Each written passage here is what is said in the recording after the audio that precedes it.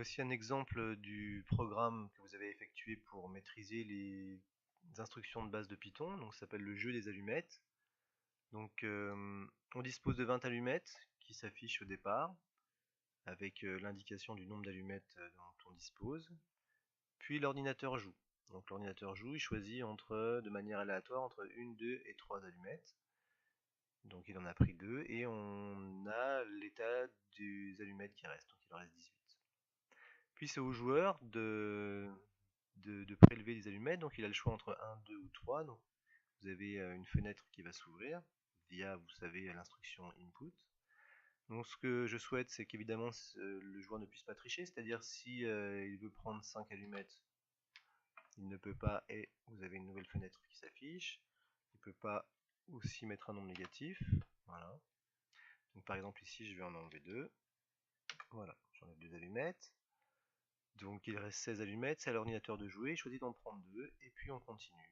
Le perdant est celui qui a pris la dernière allumette. Donc je vais faire une partie jusqu'au bout. Voilà, il en reste 10, c'est à moi de jouer, je vais en prendre 3 pour aller plus vite. Il en reste 4. Donc là je peux gagner évidemment si j'en prends 3, l'ordinateur il sera obligé de prendre la dernière allumette. Je vais faire exprès, ah non peut-être pas exprès de perdre parce qu'il va enlever de manière aléatoire. J'en ai enlevé une pour voir.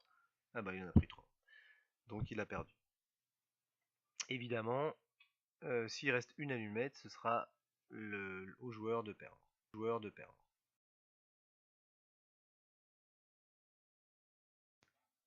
Donc voici une petite aide qui va vous permettre de résoudre le problème. Vous savez que dans le jeu, l'ordinateur doit choisir de manière aléatoire un nombre entre 1 et 3.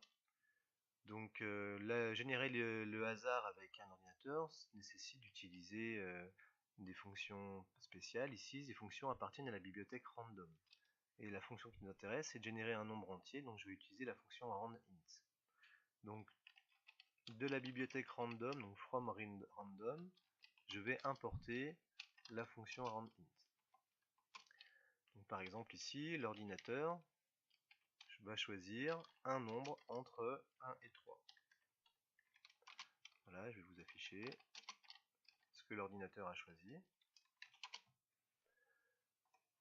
Donc je lance, là il a choisi une allumette, 2 allumettes, 2, 2, voilà. Donc on voit qu'il choisit de manière aléatoire un nombre entre 1 et 3. Lorsque la condition d'arrêt d'une boucle est complexe, elle peut nécessiter l'utilisation d'opérateurs logiques et ou alors ou. Par exemple ici, si je souhaite demander à un utilisateur d'entrer un nombre entre 2 et 10, donc je vais initialiser la demande de l'utilisateur. Je vais faire exprès de mettre une mauvaise valeur. Par exemple, je vais mettre 12. Ou 11, peu importe.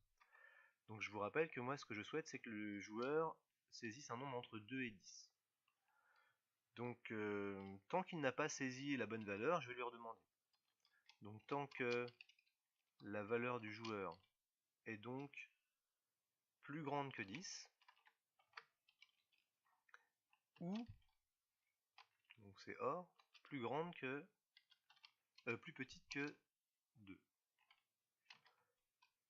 Alors, je vais demander à l'utilisateur de saisir. Donc, shower égale, comme c'est un nombre, je fais un transtypage, input, voilà, entre un nombre, pardon, entre un nombre, entre 1, 2 et 10. Voilà. Donc ce qui m'intéresse ici, c'était donc l'opérateur logique OR qui peut vous être utile ici. Donc je vais tester. Donc je vais saisir un nombre plus grand. Voilà, il me le redemande. Un nombre plus petit, il me le redemande. Et quand on a un nombre qui est dans la zone, il accepte.